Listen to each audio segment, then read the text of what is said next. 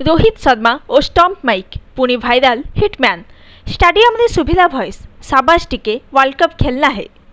दिनेश कार्तिकंकर तूफानी बैटिंग को प्रशंसा। हिटमैन और पुल शॉट भली रोहित शर्मा और स्टंप माइक एक भिन्न कहानी। पुल शॉट भली रोहित को पसंद विकेट माइक पुणी थरे स्टंप माइक रे हिटमैन को भॉइस धरा पड़ी।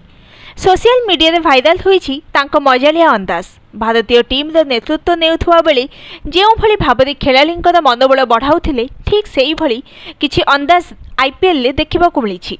वांखेड़े रॉयल चैलेंजर्स बेंगलुरु एवं मुंबई इंडियंस मध्य 26तम लीग मुकाबिला चालुथुवा बेले रोहित शर्मा दिनेश कार्तिकंकर बैटिंग को प्रशंसा करिसेंती आउ कहिसेंती शाबाश टिके अभी वर्ल्ड कप खेलना है, जहां सोशल मीडिया रे वायरल हेबारे लागिछि। 38 वर्षीय अनुभवी wicket keeper batter Dinesh Karthik RCB पाई बेस्ट फिनिशर साजिछंती। गुरुवार मुंबई इंडियंस को विरोध रे विस्फोरक इनिंग्स खेलिथिले डिके 230.43 स्ट्राइक रेट रे प्रचंड प्रहार करी छक्का चौका बत्सा करथिले।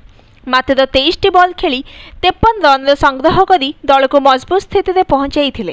एही मैच रे दिनेश कार्तिक आकाश मडवाल एक ओभर रे थर्ड मैन अंचल रे 4टी अजब शॉट खेली 4टी चौका संग्रह करथिले, जहाको देखि प्रशंसा करने को पछाई नथिले रोहित शर्मा। आउ कहिथिले वर्ल्ड कप सिलेक्शन पाई तांको पुश करिवार अछि, शाबाश टिके अभी वर्ल्ड कप खेलना है।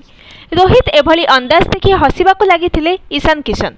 गत टी20 विश्वकप पूर्व आईपीएल एभली विस्फोरण बैटिंग करथिले दिनेश कार्तिक आउ तांको विश्वकप टीम रे शामिल करा जायथिला।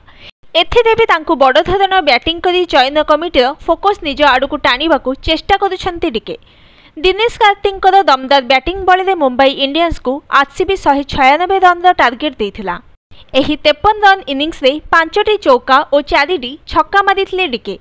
यह पूर्व चेन्नई सुपर किंग्स विरोध में मध्य धुआंधार पाली खेली। सेहीपरि पंजाब किंग्स विरोध में मात्र 10टी बॉल खेली 28 रन संग्रह करथिले एवं आरसीबी को विजय देथिले। मात्र गुरुवार मैच रे रॉयल चैलेंजर्स बेंगलुरु परास्त होईछि। Bureau report news today.